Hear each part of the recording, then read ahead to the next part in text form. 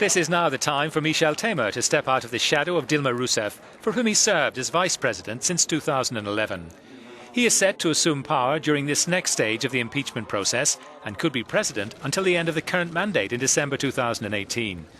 He is almost unknown to Brazilians and more unpopular than Dilma Rousseff. He has been preparing to succeed to high office for a long time and has waited with patience. I want to say that I will quietly and respectfully await the Senate's decision. It is the Senate which is the last word on this issue, so it would be inappropriate for me to say anything before the Senate has signed its solution.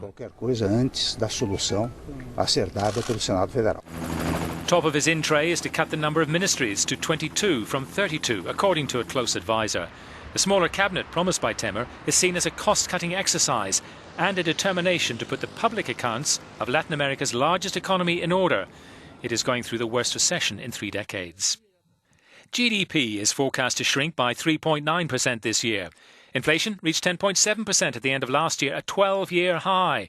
Interest rates are at 14.25% and the deficit reached 10.4% in 2015. The country's debt is out of control. Unemployment in Brazil increased to 9% in 2015, with predictions it will rise further. Companies are shedding in the region of 100,000 jobs a month. Aides say Temer will act quickly on the economy, proposing changes to the costly pension system and complex tax system, while seeking the privatization of state-run companies. The economic situation in Brazil has many factors, and the expectation is that the recession will continue for some time yet, a few more years.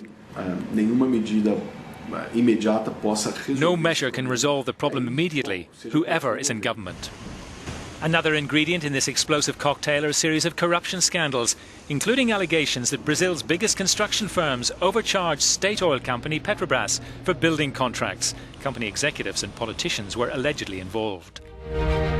Brazil will once again be exposed to the world's gaze during the forthcoming Olympic Games.